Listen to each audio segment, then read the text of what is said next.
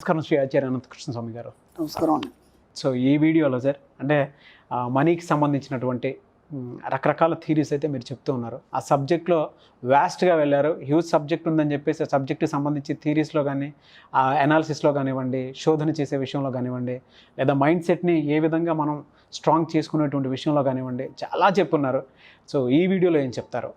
ఇక్కడ విచిత్రం ఏంటంటే మనకి అసలు డబ్బు సంపద ఇదంతా మెటీరియల్ ఎలా తయారవుతుంది, దీని విషయంలో మనం ఎన్ని మనం ఎఫర్మేషన్ చేస్తాము, లేకపోతే మనం ఎన్నిసార్లు మనం దాన్ని అనుకున్నాము అయినా రావట్లేదు, లేదంటే కొందరికి వచ్చింది, కొందరు మంచి సక్సెస్ అయినారు, అందరు ఎందుకు కాలేకపోతున్నారు అనే దాని మీద కూడా మనకు చాలా తర్జన భర్జనలు జరిగాయి. దీని మీద కూడా మనం ఎన్నోసార్లు వీడియోలు చేయడం జరిగింది. ఇక్కడ విచిత్రం ఏం జరుగుతుందంటే సూత్రం ఏందనేది మనకు ముందు తెలియాలి. ప్రతిదానికి ఒక సూత్రం అనేది ఉంటుంది. ఇక్కడ ఏం జరుగుతుందంటే మనకు కావాల్సిన ప్రతి వస్తువు కూడా విశ్వం ఇస్తుందని మనం అనుకుంటున్నాం. విశ్వం ఇవ్వదు. విశ్వం ఏం చేస్తుందంటే మనకు మెటీరియల్ చేస్తుంది. ఓకేనా? మనకు కావాల్సిన వస్తువులు ఎక్కడ ఉంటాయి? భూమిలో ఉంటాయి. అవును, భూమిలో ఉంటాయి. ఏ వస్తువు అయినా ఒక మెటీరియల్ తీసుకున్నప్పుడు, ఎలాంటి వస్తువు మెటీరియల్ తీసుకున్నా సరే అది భూమిలోంచి వస్తుంది. అంటే మనకు అది ఎలా వస్తుందంటే ఒక కెమికల్ రూపంలో కానీ లేదంటే ఒక ముడి సరుకు రూపంలో వస్తుంది. కాబట్టి ఇప్పుడు ఆ భూమిలో ఉన్న వస్తువు మనకి కావాలి, అది విశ్వం ఎట్లా మెటీరియల్ చేస్తుంది అనే దాని మీద దీనికి ఒక సూత్రం అనేది ఉంది. ముందుగా భూమిలో ఉన్న వస్తువులు మనకి మెటీరియల్గా ఎలా తయారవుతాయి?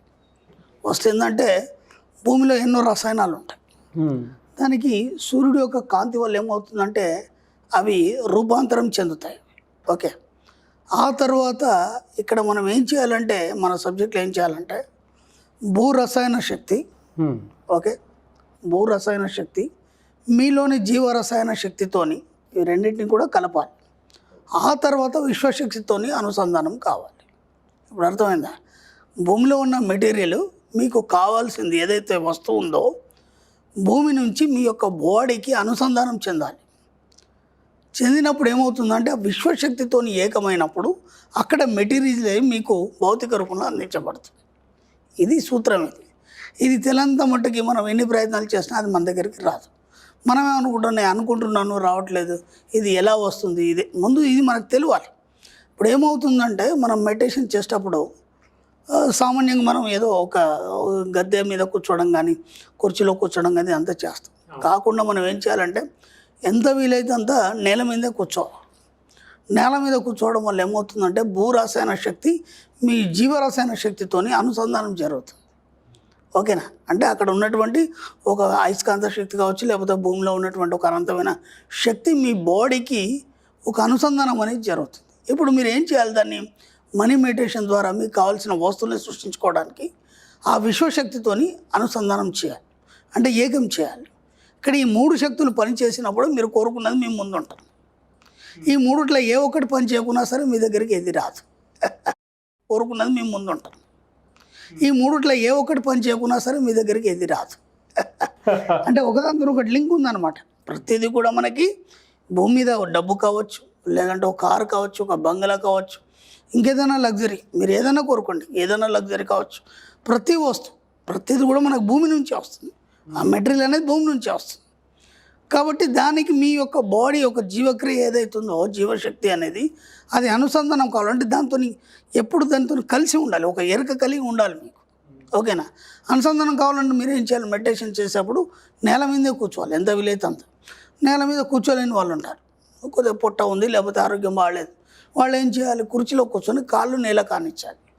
మొత్తానికి మీ బాడీలో ఏదో ఒక పార్ట్ నేల కానాలి. కనీసం కాళ్ళు అయితే నేల కాంతాయి. కుర్చీలో కూర్చున్నప్పుడు కాళ్ళు నేల కాంచే ప్రయత్నం చేయాలి. అలా ఏమవుతుందంటే భూమి లోపల ఉన్నటువంటి ఆ యొక్క ఎనర్జీ ఏదైతుందో అది మీ బాడీలో ఒక అయస్కాంత శక్తి ద్వారా అది లాగబడుతుంది.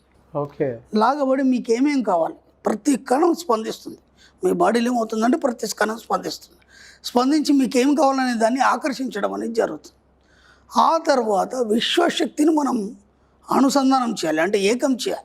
విశ్వశక్తిని మనం ఎందుకంటే ప్రతిదీ కూడా మీకు విశ్వంలోంచి సృష్టించబడుతుంది. విశ్వం ఇవ్వదు మనకి ఏదైతే మెటీరియల్ కానీ, లేకపోతే మనకున్న కోరికలు కానీ, డబ్బు కానీ, సంపద కానీ, ఐశ్వర్యం కానీ అది విశ్వంలో సృష్టించబడుతుంది. అంటే మెటీరియలైజ్ అవుతుంది. ఓకేనా?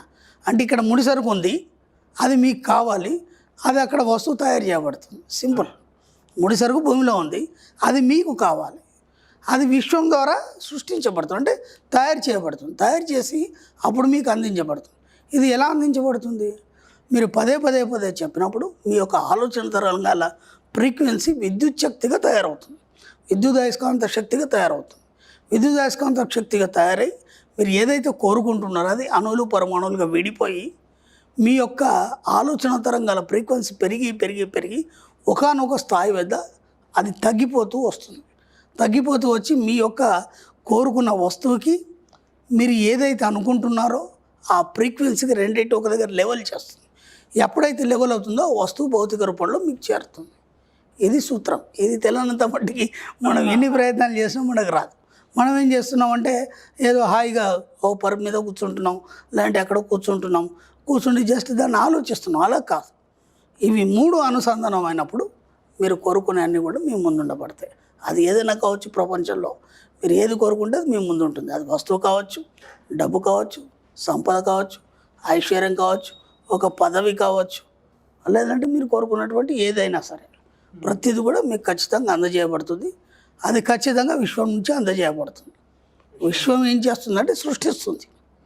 మీరు అనుకున్న దాన్ని అంటే దానికి రూపు తయారు చేస్తుంది. ఆ రూపం అనేది అంతా మెటీరియల్ ఏదంతా మనకు విశ్వంలో తయారవుతుంది. దానికి కర్తలు మీరే. ఎక్కడి నుంచి లాగుతున్నారు? అది భూమిలోంచి లాగుతున్నారు. మీ శరీరానికి అనుసంధానం చేసి విశ్వశక్తితో మమేకమైనప్పుడు మెటీరియల్గా మీ ముందు ఉంటుంది. అంత సింపుల్ థియరీ. దీన్ని ఖచ్చితంగా మెడిటేషన్లో దీన్ని మనం అనుభవించాలి. అనుభవించినప్పుడు మాత్రమే అది తయారవుతుంది. ఎలా సరే అనుభవించడం అనేది ఏ విధంగా తెలుస్తూ ఉంటుంది? నేను ఇంతకు చెప్పాను, ఎరుక కలిగి ఉండాలి అని చెప్పాను. ఎందుకంటే ప్రతి దాని పట్ల మీకేం కావాలో దాని పట్ల ఎరుక కలిగి ఉండాలి. 24 గంటలు దానిపైనే ఆలోచన ఉండాలి. ఇప్పుడు మనకేంటంటే నిత్యావసరము మనకు శ్వాస ఎంత ముఖ్యం, డబ్బు కూడా అంతే ముఖ్యం. కాబట్టి శ్వాస లేకుండా మనం బతకలేము. నిరంతరం మీకు తెలిసినా తెలియకున్నా మీ యొక్క సబ్కాన్షియస్ మైండ్ అనేది ఏం చేస్తుందంటే 24 గంటలు శ్వాస పీల్చుకుంటుంది. అలాగే మీకు తెలిసినా తెలియకుండా మీ సబ్కాన్షియస్ మైండ్కి మీరు ఏం చేయాలంటే డబ్బు, సంపద, ఐశ్వర్యం అనే పదాలని మనం అలవాటు చేసినప్పుడు మీకు తెలిసి తెలియకుండానే అది ఎప్పుడు ఆకర్షిస్తుంటుంది, ఎప్పుడు ఆ పదాలని పలుకుతుంటుంది మీకు తెలియకుండానే. అలా మీరు దాంతో ఎప్పుడు కాంటాక్ట్లో ఉండాలి. అంటే ఎరుక కలిగి ఉండాలి డబ్బు, సంపద, ఐశ్వర్యం. దానిపైన చేసుకుంటుంది. ఇక మీరు పొద్దాక దాని గురించి ఆలోచించే అవసరం లేదు, దాని గురించి మీరు చెప్పే అవసరం లేదు. ఒకసారి దానికి అలవాటు చేయడం మాత్రమే మీ పని.